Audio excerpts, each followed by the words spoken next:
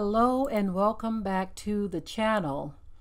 Well, I'm bringing another update about the current situation that the people of this nation are facing.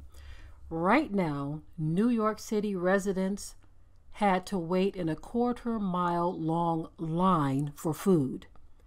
And as it stands, jobs remain scarce, and that and so much more are happening during this pandemic. It's not looking too good right now.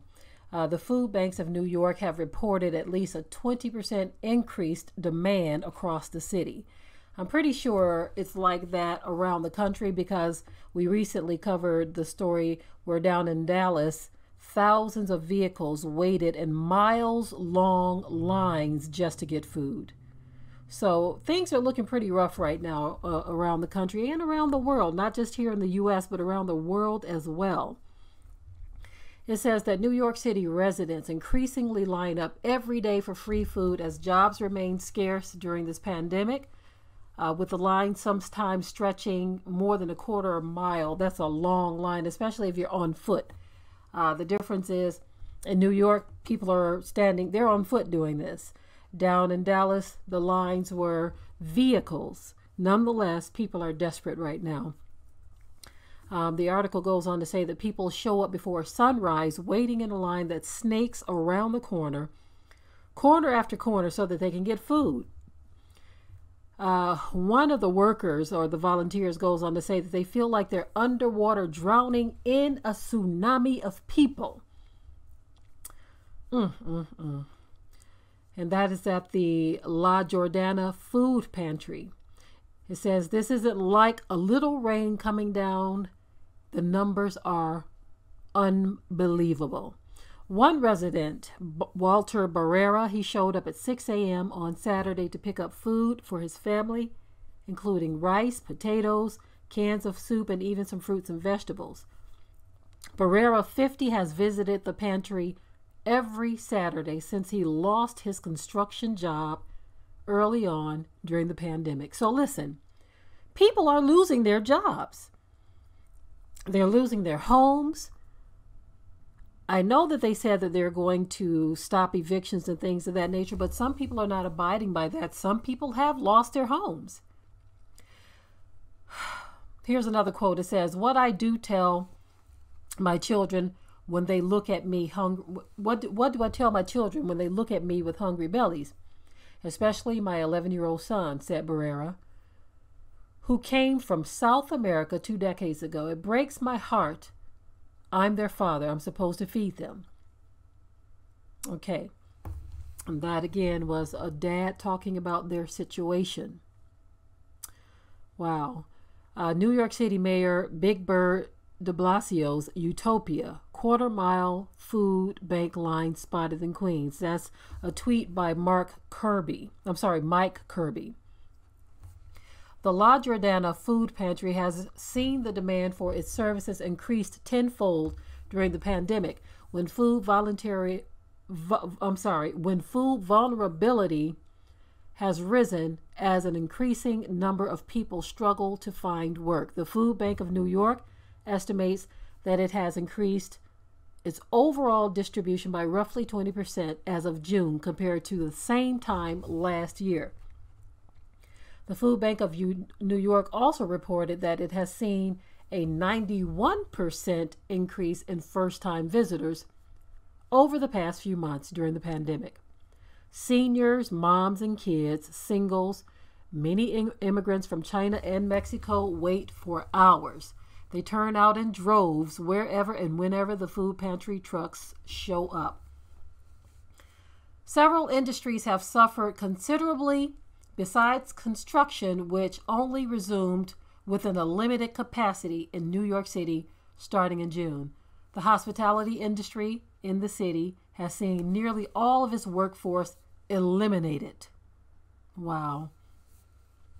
"These past few months," and this is a quote, "these past few months have been very difficult," said Rosenfeld Santiago, who previously made enough to send money home to Mexico to support his parents and brothers in terms of income.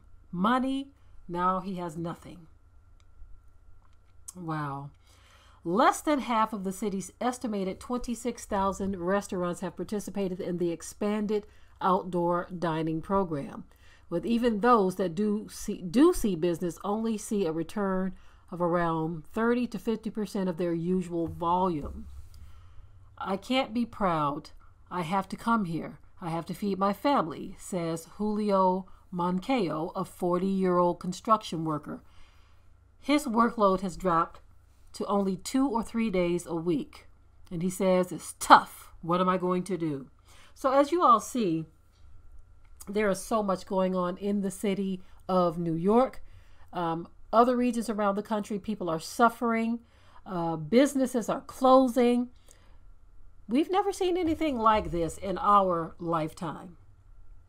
Never seen anything like this. Things have gotten so rough for a lot of people that we're going to have to start thinking outside of the box. It's only going to get worse. Only going to get worse. And so that means a whole lot of things.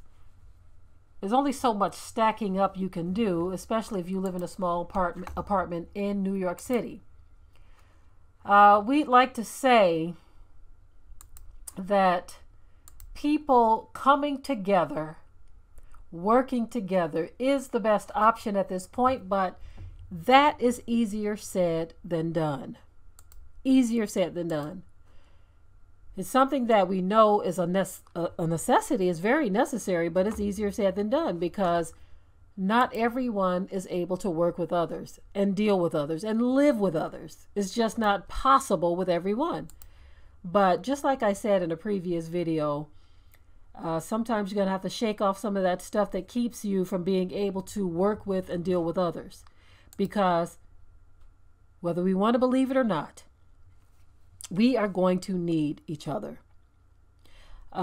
Frankly, bartering is one of the best things you can do at this point. We already do that for the most part. If there's something that we need done and there's someone else who can do it, hey, that's the way to go. That is the way to go. We've had many farmers around, and not just farmers, but people who even live in various communities who say, look, if you need our help, we are there for you. If there's anything we can do for each other, let's keep that in mind. And I'm talking about people of all races. We're not just talking about black people helping black people. We're talking about white helping black as well, and black helping white. I know some of you don't even want to hear that kind of talk, but it is what it is. It's time to get to the mindset where if you can help a neighbor or a neighbor can help you, you have to get that mindset intact right now. Of course, be careful in all things that you do. Be careful in all things that you do. I mean, here recently, we've had to get others to do some things that we're unable to do to get some things going so that we can plant more food. And so if you have to get help, go for it. If you have to give help, do it. As a matter of fact, we want to do another seed giveaway because seeds have been very difficult for some to come by. I would say check every source you can, though. Check every source that you can and do what you have to do in terms of growing food. It's very important. No time to play anymore. A lot of people think this is playtime and that things are going to pop back into shape. Don't have that mindset, period, ever. Do what you can to secure your family and fortify your life. Strengthen everything that remains, everything that you can.